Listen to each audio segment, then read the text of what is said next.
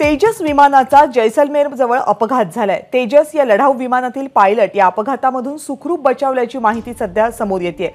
राजस्थान मधल्या जैसलमेर मधली ही दृश्य आहे। जैसलमेरच्या अगदी जवळ तेजस विमानाचा हा अपघात झालाय।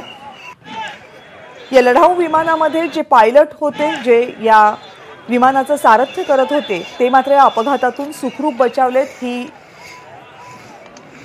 दिलाशाची बातमी। आपले प्रतिनिधी सोमेश कोलगे अपघाताबद्दल आणखी माहिती आपल्याला देतील।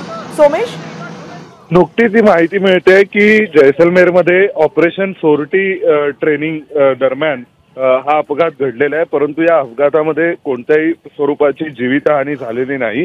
तेजसचा हा पहिला अपघात आहे आणि तेजस हे विमान आपल्याला सर्वांना माहिती आहे की हे भारतीय बनावटीचं भारतीय तंत्रज्ञानाने बनवलेलं पहिलं लढाऊ विमान होतं आणि या पहिल्या लढाऊ विमानाचा हा पहिल्यांदाच अपघात झालाय। स्वाभाविक याविषयी एक चौकशी कोर्ट ऑफ इन्क्वायरी स्थापन करण्यात आलेली आहे आणि नेमक्या अपघाताची कारणं काय होती, तांत्रिक बिघाडामुळे अपघात झाला की कुठल्या मानवी चुकीमुळे अपघात झाला, या सगळ्याबाबतची चौकशी आता सविस्तरपणे केली जाईल। कारण हा भारतीय तेजस विमानाचा हा जवळपास पहिला अपघात आहे। जेव्हा तेजस विमान हे इंडियन एअरफोर्समध्ये दाखल करण्यात आलं 2010-11च्या दरम्यान, तेव्हापासून ते आतापर्यंत या विमानाचा रेकॉर्ड हा अतिशय कुठल्याही स्वरूपाचा अपघात या विमानाचा कधीही झालेला नव्हता।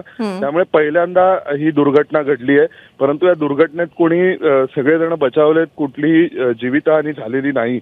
परंतु तरी सुद्धा ही दुर्घटना का घडली याबाबत कोर्ट ऑफ इन्क्वायरी इंडियन एअरफोर्सकडून स्थापन करण्यात आली आहे आणि त्यामार्फत या सगळ्या अपघाताचं एकूण चौकशी केली जाणार आहे।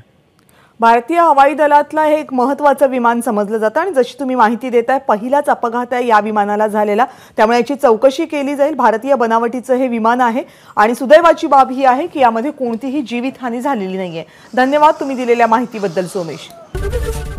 एबीपी माझा, उघडा डोळे बघा नीट।